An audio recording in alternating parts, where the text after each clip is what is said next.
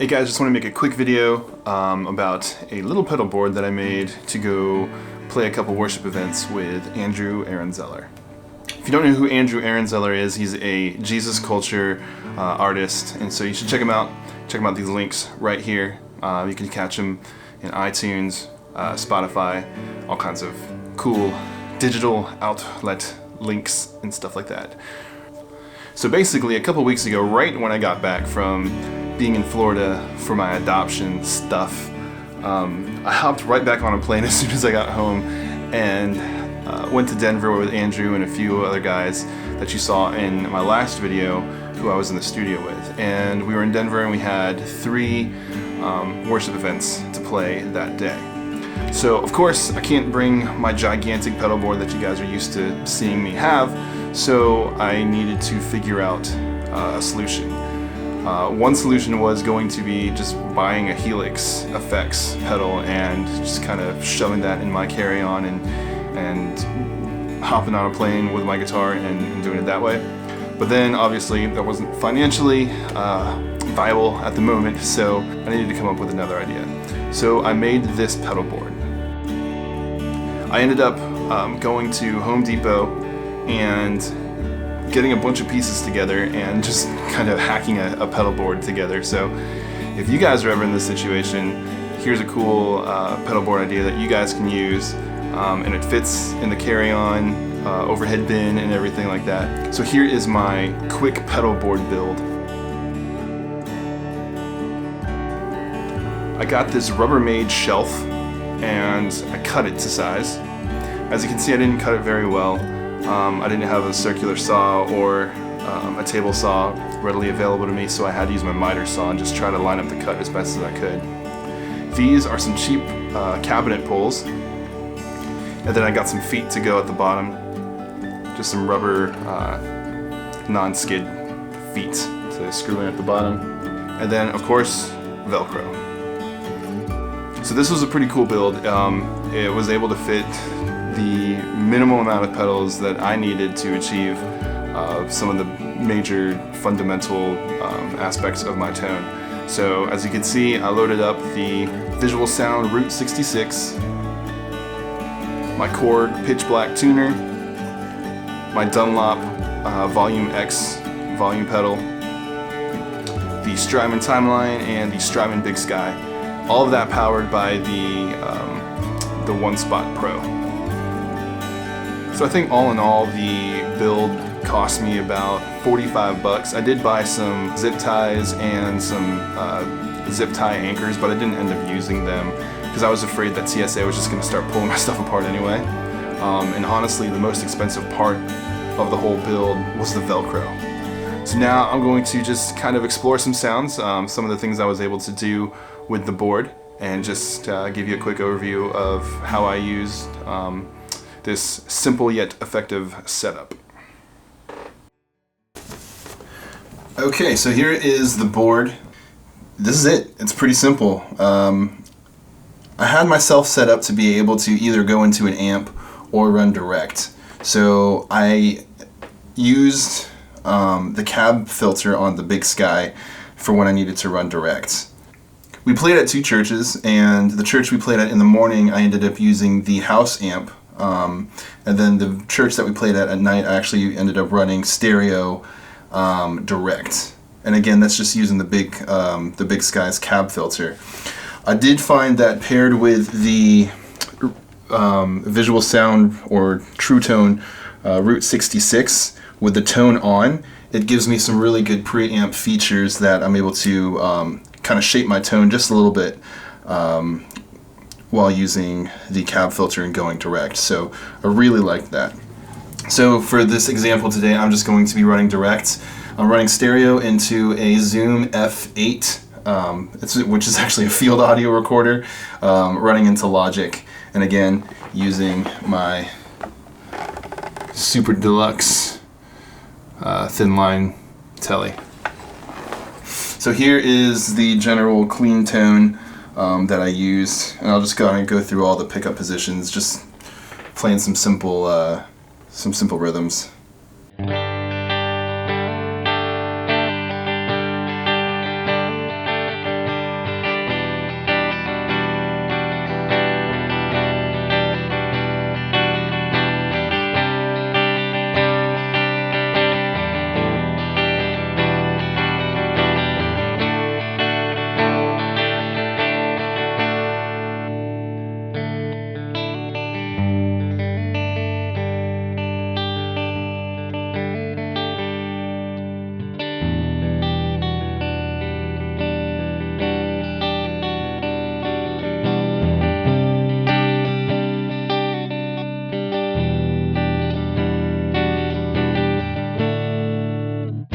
So that's my basic clean tone, pretty straightforward. And then here is the overdrive sound I was using. For the most part, it stayed there. When I needed it to get a little crazier, I would just kind of use my foot to slide the drive up and down. If I could have fit another overdrive on here, I definitely would have, but again, I needed this to fit in my overhead bag because it was just a quick trip, so I didn't really want to bring anything or have to check in anything. So yeah, just kind of use my foot to slide the drive knob up and down. But here is the general overdrive tone.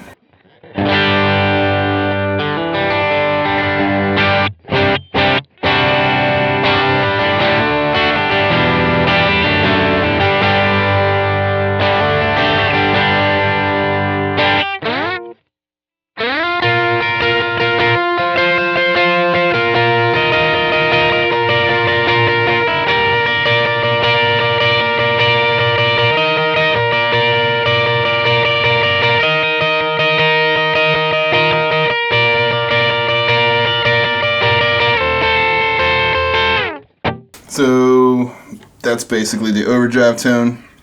And here's some settings that I used, kind of playing the set. The main ones I used was a tape delay, just a real basic.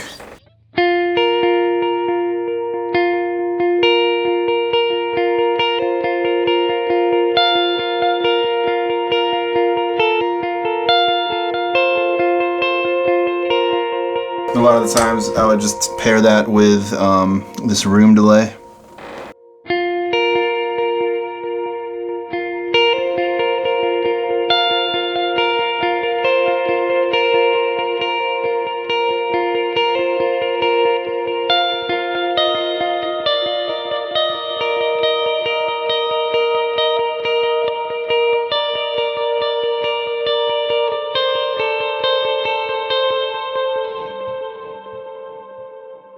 So that's the kind of basic clean lead setup I would use. Again, I just call that reverb normal because it's just a kind of basic delay or a basic reverb. I would also use a dual delay, which is kind of a quarter note and an eighth note. Kind of doing that deal right there. And again, the chain is all mono, just ran to the big sky, and then the big sky is the only thing that's outputting a stereo signal. But I would also use this.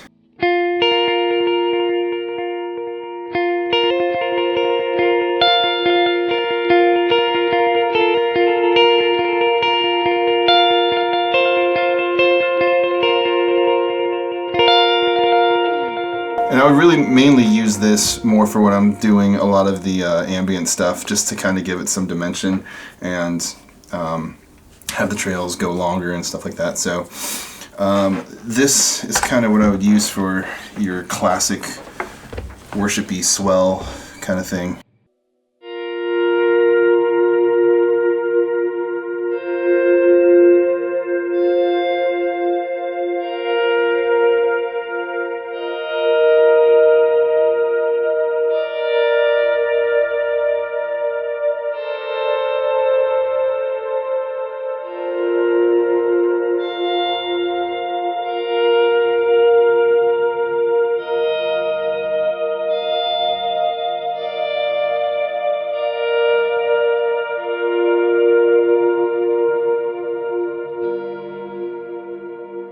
So that's using the cloud mode, and that's kind of my personal preset that I will not share at the moment because it's mine. I will one day, I promise. So I was also kind of the pad guy there because we didn't have a keyboard player to kind of run that with us too. So a lot of the times, kind of the thing that I love to do for like ambient drones and stuff like that is I'll just kind of run the mix up all the way. And so now you won't be able to hear my guitar signal at all, and kind of just doing a really fast, soft picking method on a chord, you can develop a cool drone.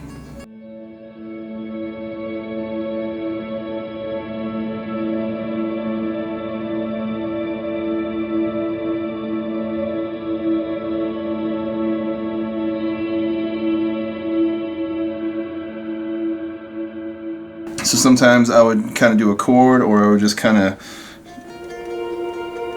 chill on two strings or something.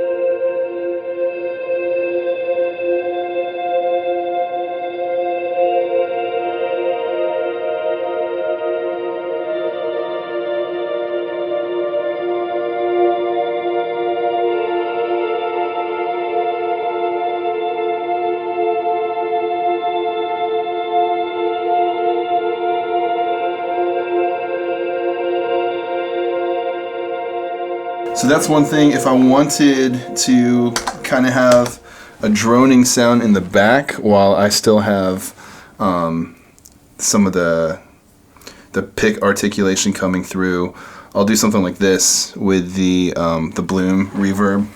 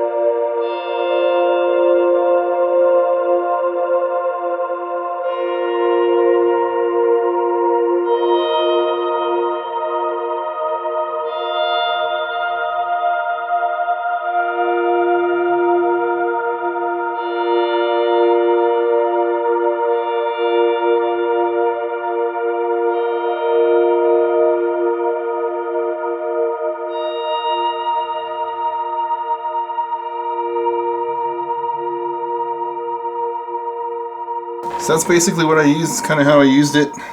A lot of fun, really simple, super diverse. In the video you guys saw, or may have seen, with me in studio, I actually just kept this same setup, and I've kind of been using it, but I wanted to kind of show this to you guys before I tear it down, because I'm getting ready to go back to the big board and get some of my pedals that I love so dearly back into the fold, into the mix. So that's it for the video. I'll try to find the receipt and put some of the prices of parts down in the description below. Let me know if you are liking videos like this. I can do more of these kind of tutorial videos, just kind of showing you what I'm using at the moment. And let me know what you guys thought about the vlog of me in the studio with Andrew Ehrenzeller. Do you guys want to see more of that stuff? Because I can definitely start producing more of that content for you as well. So thanks for joining me, and we'll see you next time.